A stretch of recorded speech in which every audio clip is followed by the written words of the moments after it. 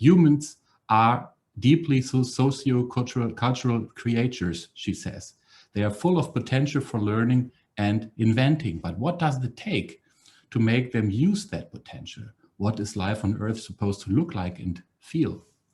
And how can technological progress and innovation help societies to bounce forward from this crisis, right into a development paradigm fit for the 21st century? Some of the questions Maja Göpel is going to address now. Resilient societies and the purpose of technological progress. Maja Göpel, ladies and gentlemen. I would really like to congratulate you, because one of the primary concerns I've had in recent years that there was a notion of juxtaposing sustainability and innovation. And it culminated in a discussion that we had in Germany that the innovation principle shouldn't be trumped by the precautionary principle. And I was thinking, whoa, now we really want to start talking about what we mean when we talk about innovation. And obviously we had a long discussion about how we can get out of sustainability problems through technological process. And this is really, really important. We've seen major leaps forward when we talk about more efficient use of our resources and alternative ways of communicating, for example, as we have today. And yet, in my function of the General Secretary of the Advisory Council on Global Change, we have, for example, written a big report, which took us almost 3 years, very interdisciplinary, to try to get a grip on the two big transformations that we basically have going on right now, the digital transformation and the sustainability transformation, and to see how we could, at best, use that powerful new toolkit, basically, of things that we're inventing to actually solve the problems that we know are long there, and we have long witnessed them, and they're really in the firm rubric of life on this planet. And this is what I've been trying to say on and on now. And I think the corona crisis has shown this. We really start talking about what is it that human existence is made of.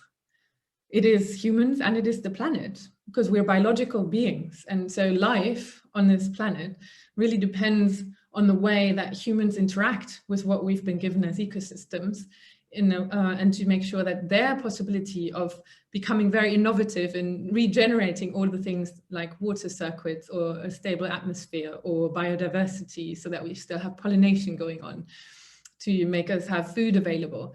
So all of those fantastically developed ways of producing a wealth of natural capital for us, not to interfere with those too much, so that we don't risk losing them. And that's been a huge, I think, breakthrough in the recent years, that we've come from talking about sustainability as something that people said felt a bit like inhibiting. Oh, we have to get to grips with the limits of nature, have to cut back, have to clamp down, we have a big debate still about have to not live the good life anymore because that stupid planet is limited. And we've really come into understanding that what we're trying to do when we're marrying the social and the ecological as a progress ideal and try to invent everything that helps us harmonize those two developments, we're actually putting people's well-being at the core of the development paradigm, and which is what, for example, the preamble says from the Sustainable Development Goals of the United Nations that were adopted in 2015. It's about the well-being of people. We have it in Article 3 in the Lisbon Treaty. But that does mean, and we've only had this now with the German Verfassungsgericht, so our highest court, saying this does include the well-being of future generations. And there, obviously, we're straight into why some of the sustainability scholars are talking about the Anthropocene now, because we are many now on this planet, many people, which is a success criterion in itself, because deaths have been reduced, longevity has been become better, and we have really also had a huge progress in health and support to that. But now we are risking that particular health again by really intruding, that's been the coronavirus, into the territories of biodiversity, limiting the space where viruses can park in animals, so they'll jump over onto humans. So we've come back to understanding that this Anthropocene actually means that we are nature. And some discourses still go in the direction that we make nature, which is very interesting. And this is one of the aspects I want to talk about today, that the making of history is what humans are up and about to. But that means we should be cautious with the way that we look at the world and with the way that we think is possible, what is desirable, and what seems plausible when we look at different futures. And I find it really interesting to see how differently this is looked at. Some are saying, oh, great, humans make nature, let's go. And others are saying, oof, maybe we become a bit more humble and we understand that this is such a complex system that we might use our understanding to embed the solutions that humans make into that well-functioning organism. I have to disclose I'm more in that latter camp because I haven't seen human inventions to be able to copy ecosystems. It hasn't happened yet. I'm not saying it can't happen in the future, but as long as it becomes very complex, we did not have successful replications under a tarp or in a big tent that can create the same kind of life and persistence of life. And this is why I find today it is so important to come forward to saying, when we talk about recovery, when we talk about using also the corona crisis as a kind of wake-up moment to say, where do we want to go? And using a lot of money and also saying we have to orientate our research and development in a particular direction. Where do we want to build to? And at least we've seen that in Germany, there's a lot of building back. I think the COP now in the UK has the slogan building back better to say how can we get out of climate change developments, but it still has a building back in it. And I think it is important to understand that looking at what worked before might be part of the problem, why we don't really solve the sustainability issues that we've known for so long. And the other element is I've just done a Google search on innovation, what comes up when you just put in the term innovation in image search. And it looks a lot like this. So innovation is very much associated with technological change. But we've seen a lot of research coming out saying that social and cultural innovations are really, really, really important when we think about what is that good life that people aspire to, because that's how they're going to consume, that's how they're going to invest, that's how they're going to desire living. So do we really want to just go that way, or do we want to see how a different way of that where we want to build to might look like? Because our images are guiding us. And this is one of the charts I've been using a lot when I was still facing the discourse where people say, oh, these soft issues, we can't really take ecological concerns so serious. It happened again after Corona, and they said, now we're really down with our economy. You can't come forward with those soft issues because now we have to focus to get back on jobs, get back on growing the economy. But this is the World Economy Forum's global risk reports. And when you see why it is important to understand that this is not a soft issue, but actually the basis of life in the future of biological beings like we are, I use this table to just say, look, and it's been in the last 10 years that the environmental issues have been moving up a lot. And on the international realm, on the UN level, there's a lot of discussion, especially when you talk to representatives from the global south, that don't necessarily use the term sustainable development, but disaster risk reduction strategies. There is this both. It's an aspiration, say, let's get to achieving those goals of sustainable development. There's also an avoidance aspect. And I think we have to also be clear, and Mr. Timmermans has been saying this, I think about last week or the week before, that the European continent is quite small for the amount of people that we have. We're very dependent on other parts of the world, both for the input into our industrial systems, but also for the exports. And giving some of the geopolitical, it's eased up now, but geopolitical dimensions recently, it also just really makes a lot of sense to say, let's go towards circularity, let's go towards decarbonization, and really make sure that we make the best of all the resources that we have, also within our territories, and also stop exporting all the waste into other parts of the world. And it was one of the most striking images for me, with the border shut now, that industry in Germany started thinking more about, oh, how can we recycle better? How can we get this going? Just because the waste was stuck on the border. So it couldn't get, in the German term is wegwerfen. So it's like throwing it away. Yeah, it's the same thing. Like, but where is away? Away tends to be an ocean, tends to be a soil, tends to be children's hands somewhere. So we started understanding that away is not gone, it's somewhere. And this allows for us to start thinking in systems much better.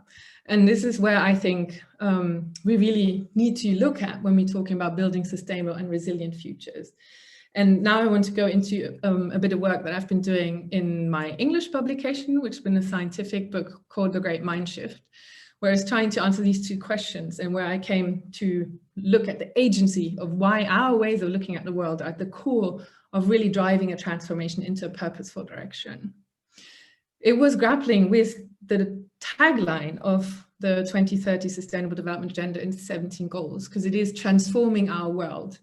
And yet when I started going into transformation research, basically everyone said, we can't really say how to unfold a transformation in a complex system. It's always going to be some of the unintended behavior. There's always going to be uncertainty. There are always going to be tipping points where all of a sudden you're going to have much quicker developments as you would have anticipated. And so how do we still work towards that quality was one of the questions, even though if we don't know if it's going to be transformative change or after what period of time. But how is that intentionality possible? And then what is the key leverage point to unlock path dependencies of keeping us out of sustainable development, to think about how we can accelerate in comparison to the past when we're really saying the transformation should serve sustainable development. And this is why I've put forward an ontology from a social sciences point of view, very constructivist point of view, to say, how does everything that we call reality today emerge? And that's the fantastic history of human, well, ingenuity, basically, of putting things together. And it does start, from my point of view, with that sense-making actors, our intentionality of inventing something to achieve something. And that obviously is guided by our values, beliefs, knowledge, and worldviews. And this you can map when you go back historically, what kind of inventions were going hand in hand with different behavior, with aspirations. And obviously the Enlightenment phase, especially in the European context, was one area where both the way that we thought about things, including the nature-human relationship, about using fossil energies to build machines to really kind of subordinate nature and its capricious ways of dealing with providing or not providing, and that allowed for lots of development. But it is a different way of looking at the relationship between nature and humans than we might now look at when we look at it from a more complex systems point of view, or as some worldviews like indigenous worldviews have held, where it was much more the co-living between different types of life. But we end up creating those processes. And this is where I think the system thinking is so important, to look at the relationships, not only the elements. So also when we talked about digitalization, for example, to say it has to be looked at as a social technical system embedded in the planet. Because that was important to me as well, to say we can't really see that much of the data floating around. A lot of things are intangible to us, but still there's a hardware. There's something that needs to power the transmission of what we're doing right now. So there's an energy system there, and there's resources that are being built into the hardware, harvesting the kind of data so we can use it as information. So always to understand how those relationships are being built and how they come to something like we call socio-ecological technical systems that then have a life of their own. We can't just say, oh, we're just going to make the infrastructure go away by tomorrow because we rethink it. So the human freedom that I'm talking about is very patterned. We're embedded into the systems that we've built, into the things that we call normality. That used to be that way, that seems kind of normal. But we're also anticipating. So we have the ability to see how developments change, to challenge our ways of thinking about possibly the good life, for example. And this is why I find one of the terms or sentences by Karl Marx really summarizing it well, that humans make their own history, but under the circumstances transmitted from the past. And that's obviously where the transformation terminology comes in, because it does say we have to reconfigure a lot of those systems. And it can be a technological innovation, it can be a social innovation. At best, they kind of coalesce around really updating the ways we've been doing things. But who is doing the updating? Who is making the decision to create what kind of technology, to invent what kind of investment scheme, to say we could do this differently? That is us. And this is why I find it really important, even though some of the descriptions, when you talk about transformation, it's about the diffusion of knowledge, the cascading of innovations. So it's a very technical way of describing how things change. But in the end, it is people making choices in their everyday lives that is going to diffuse an idea or is going to make an innovation be applied. And this is how we can reclaim a bit where we want to go. And we can say, what counts as the way forward? So what have been part of that in the question too, part of the past dependencies that made it so difficult for sustainable outcomes to emerge? And to me, it is part of the economics way of looking at what is desirable development. This is also a Google image search. And when you look at success, progress, development, the bottom terms are more logical because they're very economic terms anyway. But it's always been the same curve that we've been seeing in the Anthropocene. So more is always better, measured in money. But we don't always put the value of things in the money indicator correctly. And this means that we've created a lot of unsustainable development when you look at it now with the warning signs, whilst, for example, GDP has been growing the whole time. So the question is, how do we change the key performance indicators so that we come towards sustainable innovations? And that's basically my last examples, to really look at what are the incentives that we're using that are guiding our innovation. When you say we want to have a lot of wood production and you organize subsidy schemes in that direction, this is what likely forests are going to look in the future, because it's fast growing wood, monocultures, producing a lot of wood per square meter, but not very resilient towards climate change. When you say, let's pay for CO2 storage, like we do on the RED+ system, for example, it will be a lot of CO2 harvesting happening, but you're going to probably prioritize the kind of plants that are very good at this. It doesn't necessarily mean they fit into the biodiversity circuits where they're being built. It doesn't necessarily mean that they won't suck up the rest of water. So we've seen a lot of planting trees in the wrong places. And this one, for example, might be the outcome if you say we're incentivizing for payments for ecosystem, or with payments for ecosystem services, which include water, which include a building up of the soil fertility. And this is why I think a lot of where we might want to look for innovation is in the incentive schemes and in the ways that we describe the goals where we want to go for then get innovating across the system. So change the mindset. What are the vision, goals, collective action? How do we really measure this well? Then go into what are the incentives? We're having a lot of discussions on this in the advisory council as well, that the people coming from digital saying we don't really have it in the ways that we are being asked, that we're getting grants for innovation, that this is part of what we should be looking at. We're still battling for social and cultural innovation to be married to the technological innovations. And then we can start looking at where do we actually go and how do emergent innovations feed off each other so we get towards the transformation. Thank you. Thank you so much, Maja Göpel. We are a little short on time, but I have one question for you from the audience. The question is, should technology and research focus on pushing the boundaries, discovering new possibilities, or rather on should they rather focus on educating people, finding practical applications for the current state of the art? And the question is even more explained a little bit. Are universities of technology the source of solutions for our challenges? Or do they create the challenges by enabling the students to push the boundaries with limited attention to their impact on society? So do we enable students actually to create challenges because they don't pay too much attention to their impact on society? So what are universities of technology there for? What do they do? Mm-hmm. Well, I think I'll stop this so that we can actually talk to each other better. I can't speak for the universities, right? Because I don't know. I can only kind of mirror the kind of discussions I've witnessed here. And what I've heard, at least in also the kind of departments that I've been trained in, is that the whole Bologna reform, for example, has made it really tough for people still feel very free and experiment themselves on their way of doing things. So it's been much more that the curriculum has actually limited innovation and creativity to a certain degree by pushing the speed and by limiting what you can actually fit in. Mm-hmm. So compared with the time where I was studying, where I just had superfluous time go bartending, which was great as kind of balancing feedback loop to all that cognitive work.